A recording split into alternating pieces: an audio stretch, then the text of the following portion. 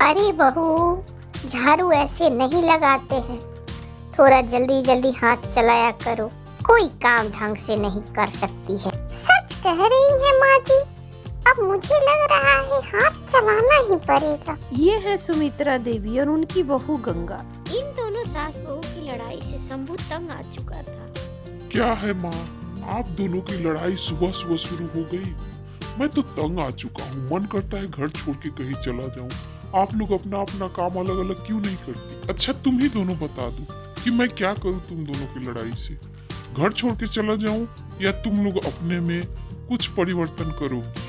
उन दोनों को उल्टा सीधा बोलकर शंभू वहाँ से गुस्से में पैर पटकता हुआ चला जाता है। उसके जाने के बाद उसकी माँ मिल गई तेरे कलेजे को ठंडक, बिना खाए पिए वो चला गया, उधर से ही दुकान पे चला जाएगा। आज जो हुआ वो नया नहीं था, इन लोगों का रोज का वही तमाशा था। इनके घर का रोज का यही ड्रामा होता है। दोनों सास बहू किचन से लेकर बाहर तक। अरे बहू, रोज रोज अपने ही मन का खाना बनाओगी, कभी मेरे मन का भी बना दिया करो। एक जमाना था जब हम खाना बनाते थे, खाने की खुशबू पड़ोस में तक जाती थी। ऐसे ही इन दोनों का दिन गुजरता था, एक दूसरे के कमियां और बुराइयां गिनते हुए। एक दिन शंभू गंगा शिव जी के मंदिर में एक बहुत पहुँचे हुए साधु आए हैं। वो कह रहे हैं कि मैं ऐसा प्रसाद दूंगा जिसे तुम किसी भी व्यक्ति को खिलाओगे तो या तो वह तुम्हारी हर बात मानने लगेगा और नहीं तो धीरे धीरे वह गूंगा और बहरा हो जाएगा। लेकिन वह प्रसाद छुपा के खिलाना है उस व्यक्ति को बिना बताए।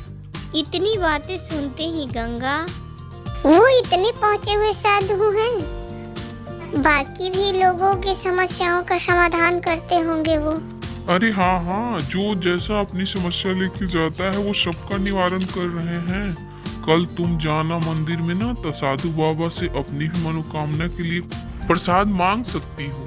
सब लोग अपने अपने दुख के निवारण के लिए अपना अपना मनोकामना बताकर प्रसाद ले जा रहे हैं। तुम्हारी भी अगर कोई मनोकामना हो तो जरूर प्रसाद मांग लेना पंडित जी से। शंभू की बातें सुनकर गंगा मनी मन बहुत खुश हुई और सोची कि कल मैं जरूर प्रसाद मांगूंगी मंदिर में जाकर। अगले दिन वह शिव मंदिर में जाकर पूजा पाठ करती है और अपने सासू माँ से नजर बचा के पंडित जी से जाके मिलती है और पंडित जी से प्रसाद लेकर आती है।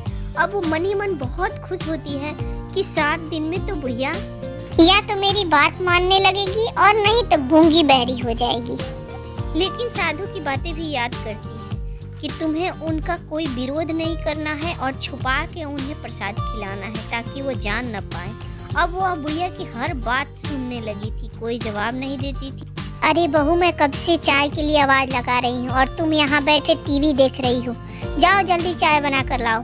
गंगा बिना कुछ बोले किचन की तरफ चल देती है। यह देखकर उसके सास को बड़ा ही आश्चर्य होता है।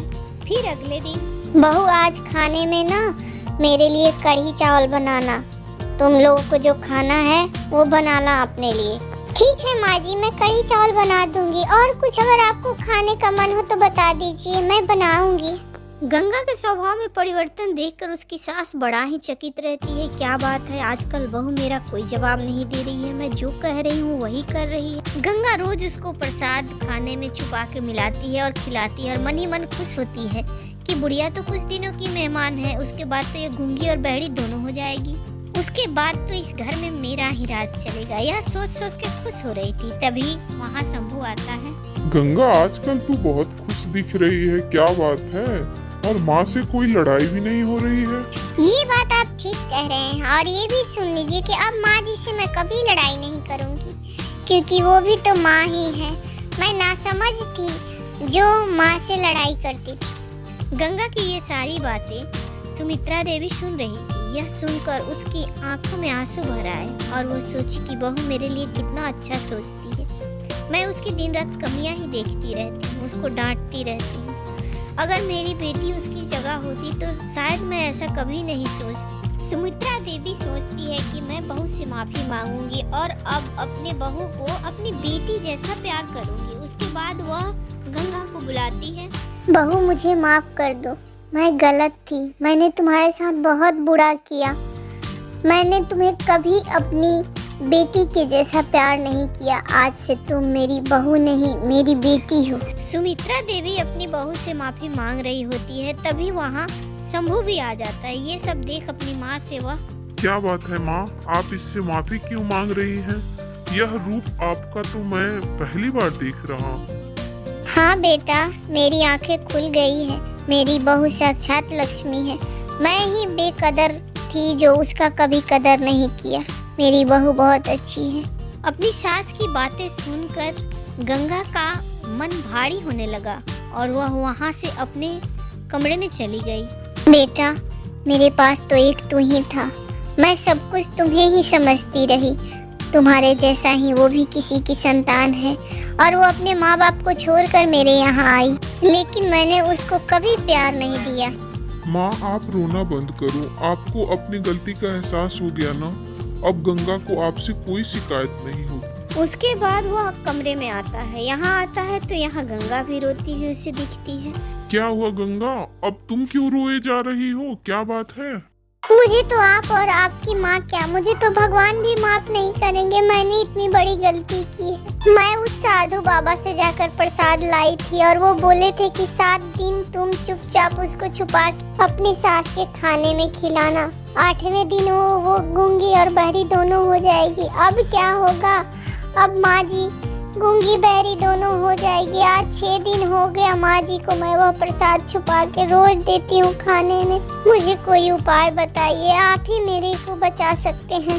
देखो तुम भी रोना बंद करो, मैं अभी माँ को बुला रहा हूँ और तुम दोनों की समस्याओं का समाधान मेरे पास है। लेकिन तुम लोगों को आज यह कसम खाना पड़ेगा कि आज के बाद तुम दोनों कभी लड़ाई नहीं करोगे और एक माँ बेटी की जैसी रहोगे। और हाँ गंगा, तुम परेशान मत हो, माँ को कुछ नहीं होगा।